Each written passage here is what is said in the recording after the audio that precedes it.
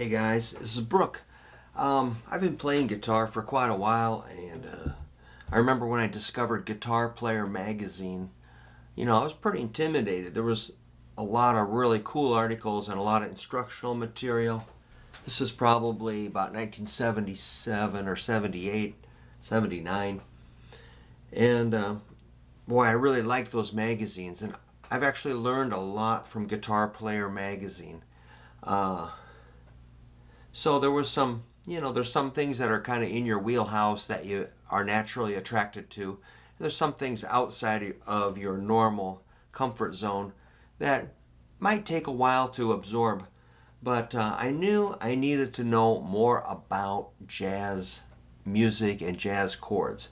I really don't know that much about jazz music, but I'm really interested in the chords. And hopefully I can find time to learn some jazz songs. But for now, I'm just kind of happy learning the shapes and the sounds of kind of a jazz style.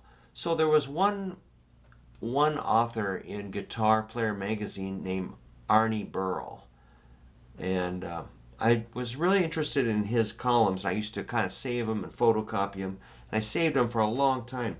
I've got some from the 80s here that I'm looking at. I finally got them organized in one place in a notebook, semi-organized, and I can kind of review them at my leisure. So I thought I'd maybe play a few examples off of this May 1989 Guitar Player article I'm looking at over here. Arnie Berle Fretboard Basics, voicings with the fifth in the bass 2. So the first, I'm just going to show you the chords. The first one he shows is C major 7.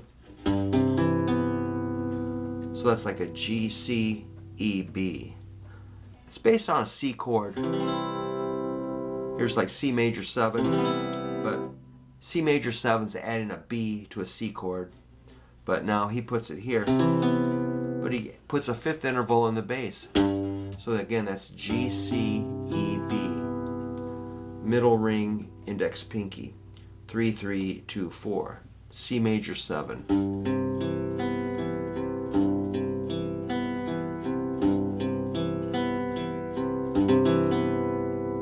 Yeah, so I've saved this lesson a long time, hoping I could finally catch a break where I could get some time and organize these lessons, and that's where I'm at today. So that's again C major 7.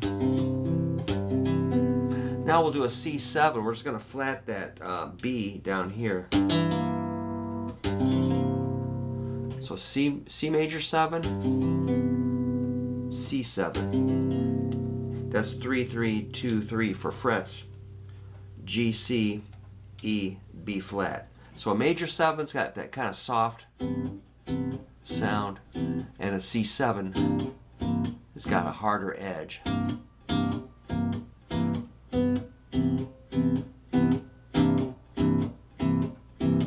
That's a dominant 7th chord. Alright, the next one is a C6. So we're just going to flat that note on the 3rd string, one more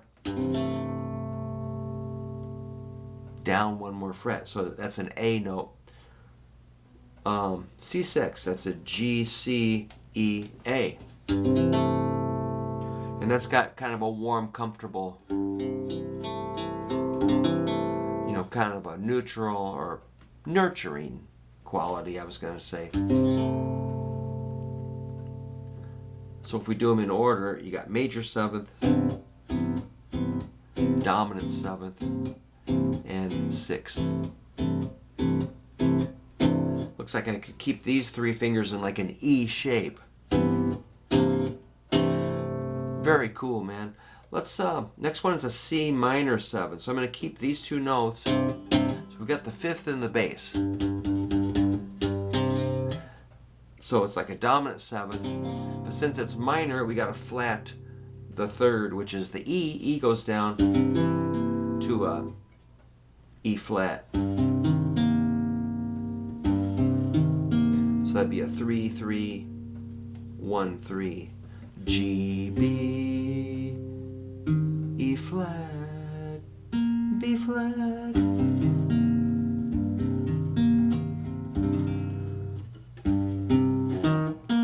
kind of, so you know, if you had to describe the sound of a chord, a major 7's kind of sleepy, kind of comfortable. The dominant 7's a little more energized. The 6 is kind of happy, and the minor 7's kind of like lonely.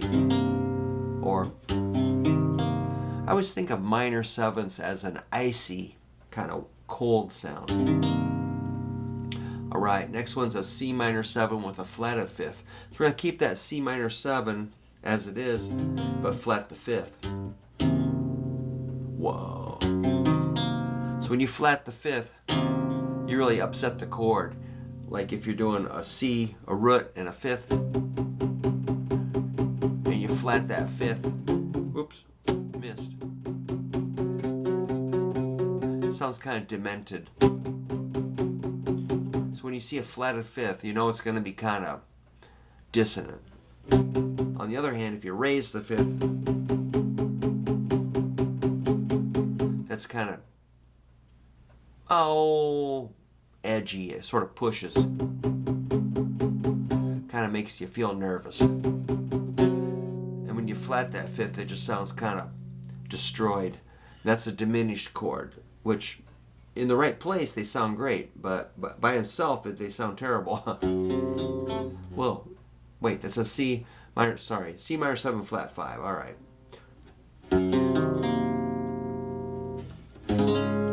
But if that was the 7th chord in the key of C sharp, 1, 2, 3, 4, 5, 6, 7, resolve to the 1. So those have a purpose. A minor 7 flat 5, and they do show up in sheet music. You know, if you read music, get song charts, you know, if you just play really basic 3-chord bashers, you're not going to see that one very much. But if you play a lot of different kinds of songs, those show up. Minor 7 flat 5. Ooh. All right. Sitting here watching a guy talk about chords, it's got to be kind of dull.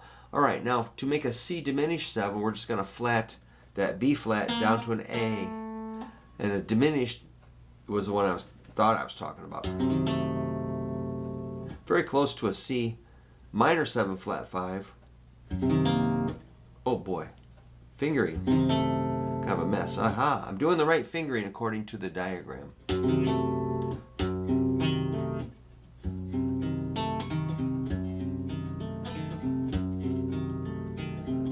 The bummer is if I entered these into my Guitar Pro 7 software and tried to label them, they're going to come up with some really weird labels. It's going to call that a G flat, flat 5, 6 minor or something. It's like, yeah, I know, but I want C diminished, and I don't know how to change the title of that. So we'll see if I get these written out into some software. All right, now I'm going to do these kind of chords in a scale.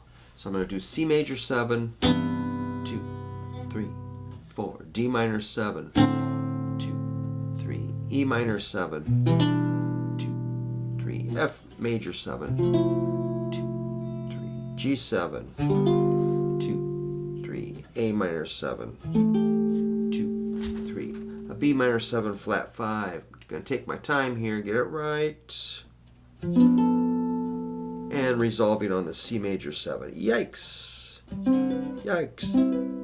That was like a scale. 1, 2, 3, 4, 5, 6, 7, 8. Only I put a chord into each degree of the scale. The 1, 2, 3, 4, 5, 6, 7, 8. 1, 2, 3, 4, 5, 6, 7. Yikes. Oh, 8. It's pretty compact up there. So C major 7, D minor 7, E minor 7, F major 7, G7, A minor 7, B minor 7 flat 5, C major 7. Those are the 7 chords of the key of C. Let's see what he says about that. Example 2. He says, after you've learned those chords, arrange them in a harmonized C major scale as shown in example 2. So it's a harmonized C major scale. Wow. So yeah, I realize that this format of learning is probably not ideal. I could maybe take a picture of the page, or I gotta figure out how to scan stuff. That'd be cool. Could scan it and send it to you, but maybe you can pick up a little something from that, or you can look up some old guitar player magazines, or look up the teacher Arnie Berle, the author of numerous instruction books. Arnie Berle teaches at Mount Mercy College in Dobbs Ferry, New York, and at his studio in Yonkers, New York. But like I say, this is from May 1989, so it's been a little bit of time has passed. Where did the time go? Well, I've just been teaching and playing and performing the whole time, so I don't know. Seems like yesterday. Cool, man. Well, I hope that a couple of people could pick up a chord or two from me on this lesson. But if not, if you're frustrated, let me know. But if you got a little something out of it, let me know too. And if you want to subscribe, that is great. And thank you so much. Have a good one.